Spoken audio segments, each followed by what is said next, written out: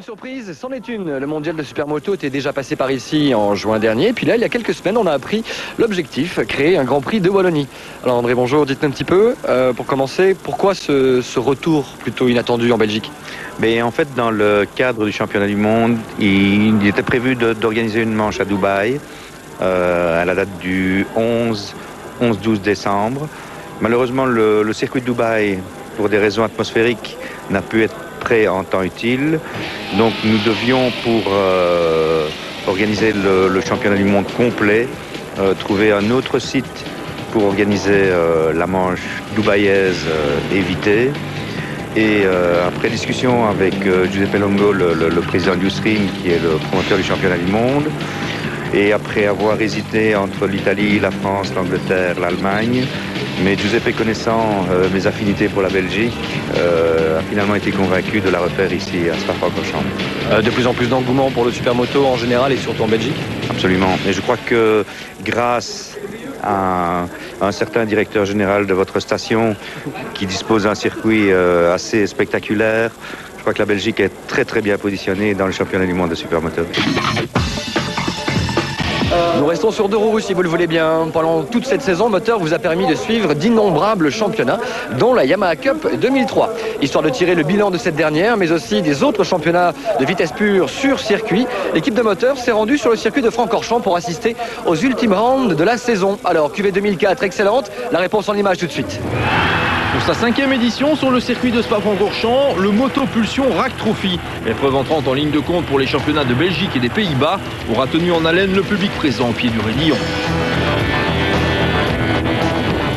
8 courses figuraient au programme de cette manifestation organisée conjointement par le Rack Junior de Liège et la Fédération hollandaise de motocyclisme, dont la finale de la Yamaha Cup 2003 que vous avez pu suivre sur Moteur tout au long de la saison. Cette ultime manche devait déterminer qui de Sébastien Legrel, dominateur chez les Inter, et Marc Van Dorp, quasiment intouchable en junior, remporterait le classement général de cette prestigieuse coupe de promotion. En tête du départ à l'arrivée, Sébastien Legrel aura rempli sa part de contrat. Tom Van Nanscoot, malgré une course superbe, ne parvenant jamais à inquiéter le pilote namurois. Du côté des juniors, Marc Van Dorp, malgré des essais hésitants, a une nouvelle fois effectué la course en tête alors qu'il pouvait se contenter d'une deuxième place. Au baisser du drapeau, Van Dorp pouvait laisser éclater sa joie. C'est lui qui allait se voir remettre les clés de la voiture promise par l'organisateur au vainqueur du classement scratch de la Yamaha Cup. Troisième chez les Inter, après une saison souvent marquée par la malchance, Eric Hubert profitait quant à lui de l'occasion pour tirer sa révérence. C'était ma dernière course, je raccroche mon cuir, voilà, et j'en suis content de terminer avec un podium en Coupe Yamaha. À l'issue d'une compétition passionnante, Marc Baudouin, organisateur de cette Yamaha Cup, pouvait envisager l'avenir avec sérénité. On ne change pas une formule gagnante, comme on dit, et donc l'année prochaine, nous allons travailler de la même manière. Donc la course sera également avec des juniors et des inters. Il y aura quelques petites adaptations au niveau du règlement, mais pas grand-chose. Donc on garde la même formule. D'autres titres nationaux ont évidemment été attribués au cours de cette journée, et notamment dans la course Pro Bike, une épreuve d'endurance de 3 heures accessible aux seuls licenciés belges. À l'issue d'une course très disputée, c'est l'équipage composé de Louis Woutz et Albert Hartz qui a franchi la ligne d'arrivée en première position, remportant ainsi la catégorie Free Bike qui réunit les machines de plus de 600 cm3. Pourtant, la Honda numéro 1 se verra infliger une pénalité de 5 places, Albert Hartz ayant dépassé sous drapeau jaune. La victoire est donc revenue à la paire Alex Verley-Ulrich de Neef devant Didier Jadoul et Wim van Achter qui deviennent ainsi les nouveaux champions de Belgique de la spécialité.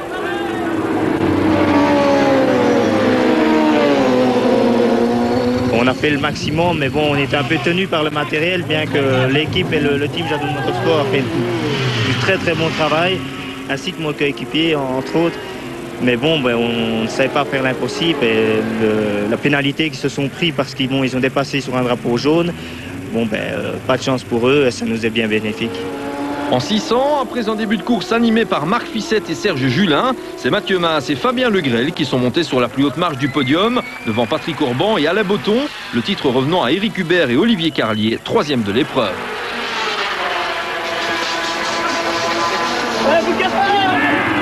Course très attendue, la manche des Supersports a tenu toutes ses promesses. Face à une concurrence étrangère redoutable, Sébastien Legrel aura tout tenté. Auteur du meilleur départ, il va très vite devoir s'incliner face à la puissance de la Honda du Hollandais Venneman. Notre compatriote devra donc se contenter de la deuxième place derrière le même Barry Venneman qui, malgré quelques écarts de trajectoire très discutables, devient le nouveau champion de Belgique de la spécialité.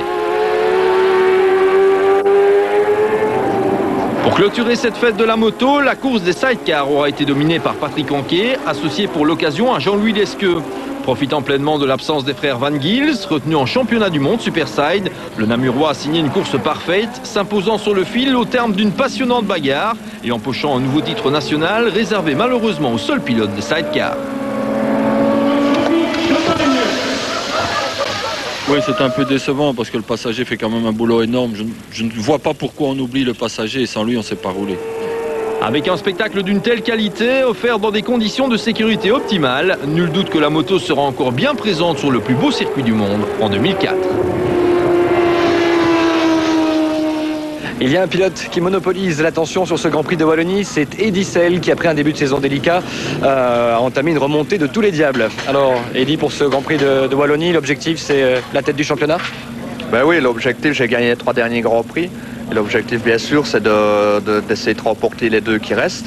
Et à ce moment-là, ben, on verra où je me situe.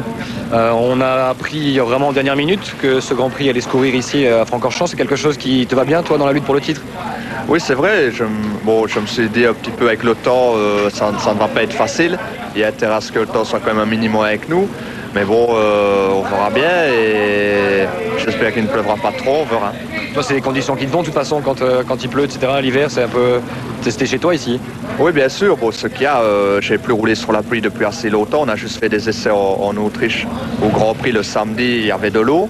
Donc, depuis là, je n'ai plus roulé une seule fois sur l'eau. Donc, mais bon, je m'y adapte assez facilement, donc il n'y a pas de souci.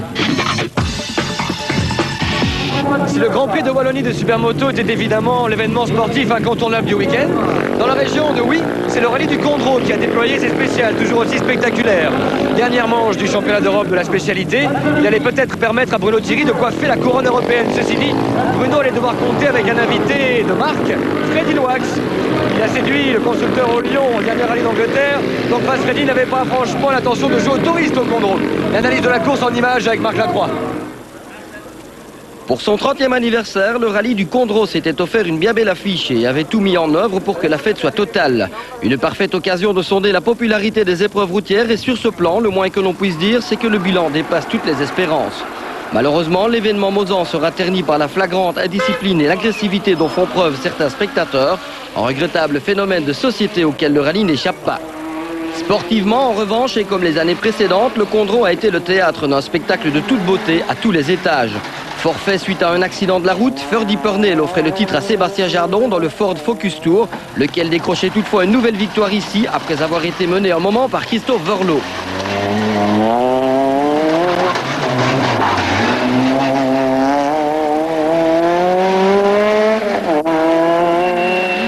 Dans le clan des Citroën Saxo, comme prévu, Rick Van Heust se limitait à accomplir une course lui permettant de ceindre la couronne de champion. Il était précédé par Dominique Genten et Stéphane Launay, qui profitaient de sa connaissance du terrain pour signer enfin sa première victoire dans le challenge. On signalera aussi la première place de 22 en N3, laquelle lui offre aussi un titre F2 Groupe N, encore inespéré il y a peu. En groupe N, la domination attendue de Xavier Busch s'est confirmée tout au long du week-end, d'autant qu'en crevant, Chris Van Unsel perdait 5 minutes et toute chance de vaincre. Dès lors, l'attention se reportait sur la lutte pour la deuxième place, mettant aux prises Dominique Julien et Fabrice Hanchens, qui découvraient tous deux la Mitsubishi Lancer Evo 7. Après un incessant et passionnant mano à mano, le Sinassien prenait finalement le meilleur et soldait ce retour à la compétition par cet excellent accessi. En Super 1600, les rangs se décimaient assez rapidement, à commencer par un nouvel abandon de Pascal Gabon. C'est l'arbre primaire qui a cassé. C'est encore plus malheureux parce que ça arrive en liaison. Vraiment, quand même ici pour le Condro, on avait mis tous les champs de l'autre côté. C'est une nouvelle boîte et voilà, c'est pas de chance. C'est vraiment la poisse qui suit là. C'est vraiment malheureux. Peu après, les Citroën de Bernd Kazir et Olivier Collard faisaient de même pour des problèmes similaires. En attendant pour prendre le départ, j'ai eu un problème électrique Le moteur a commencé à mal tourner et puis s'est arrêté. Et c'est un bête problème à 5 francs, mais malheureusement, ça fait 20 minutes qu'on travaille sur la voiture et on est hors course. Dès lors, Thierry Bragard s'installait en 3e position, non sans assurer une bonne part du spectacle.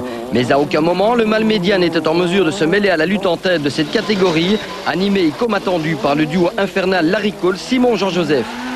Mené en début d'épreuve, le Martiniquais refaisait progressivement son retard et parvenait à passer notre nouveau champion. C'est très serré avec Simon. Pour l'instant, il vient de repasser juste une seconde devant nous, donc c'est à nous à courir après lui. Mais c'est vraiment très serré, on s'amuse bien, la voiture va super bien, un peu trop sec pour moi seulement. Mais l'appui dominical n'y changera rien. Manifestement en symbiose parfaite avec sa monture officielle, l'invité Renault s'imposait finalement à un Larry loin d'avoir démérité face à cette référence de pointure mondiale. Nous avons en tout cas vécu là une bien belle bagarre que l'on espère revivre souvent l'an prochain, du moins si le plateau Super 16 sans espérer se concrétise. Enfin, en tête, la qualité du spectacle était aussi exceptionnelle. Il est vrai qu'avec des pilotes du calibre de Freddy Loax, qui avait triomphé en 1996 et qui retrouvait ici la Peugeot 206, Bruno Thierry rentrait victorieux à Oui à 4 reprises, et Patrick Sneyers, 8 fois vainqueur sur ce rallye, les débats s'annonçaient animés. Ce que confirmait le début de rallye, puisque ces 3 pilotes se succédaient en tête au cours des 3 premières spéciales. Mais peu après, le pilote Subaru crevait et perdait 4 minutes 30. Ses motivations étaient dès lors tout autres. Je dois rester sur la route, pas casser la voiture et m'amuser, faire quelques beaux temps, faire quelques beaux travers pour les spectateurs, je pense. Et essayer de revenir, peut-être 4e place, ça c'est possible. Quand même pour la victoire, c'est foutu. Dès lors, et selon toute logique, la lutte pour la victoire allait se circonscrire entre les 2 Peugeot des anciens équipiers du team Opel. De retour en Belgique pour la première fois depuis sa victoire à Ypres en 1999, Freddy Loax tenait la dragée haute à Bruno Thierry tout au long du week-end. Mais finalement, Freddy profitait d'un avantage qui allait s'avérer déterminant. Au contraire de Bruno, qui devait impérativement terminer premier ou deuxième pour remporter le championnat d'Europe, son objectif de l'année, Freddy pouvait viser la victoire sans état d'âme. La course est encore très longue, il arrive toujours quelque chose au Condro, donc il faut que je reste prudent et ou 2 demain nous satisferaient tous, ça c'est sûr. Et c'est effectivement 2e que le Liégeois finira avec à la clé ce qui constitue son premier titre d'importance. Une belle manière de ponctuer une remarquable carrière qui ne lui a pas toujours souri. Quant à Freddy, il s'appliquera fort bien pour inscrire son nom pour la 2e fois au palmarès de cette épreuve. C'est un très bon résultat pour nous. C'est super sympa de revenir ici en Belgique et de gagner. C'était une longue course et hier, sur le Seik, c'était très difficile et Bruno était rapide. Aujourd'hui, sur le mouillé, c'était plus simple. J'étais rapide et j'avais les bons réglages. On a signé des bons temps et on a gagné le rallye. Pour être complet, nous évoquerons encore les noms de Bernard Munster, vainqueur de l'officieux classement 1-8 non WRC, David Loax, qui effectuait son comeback en rallye, Timothy Van Parijs, qui s'essayait à la Corolla WRC, et Peter Tune, tous auteurs de prestations de choix, se terminant avec plus ou moins de bonheur selon les cas. Voilà pour cette saison 2003, sur laquelle nous ne manquerons pas de revenir en détail dans les semaines qui suivent.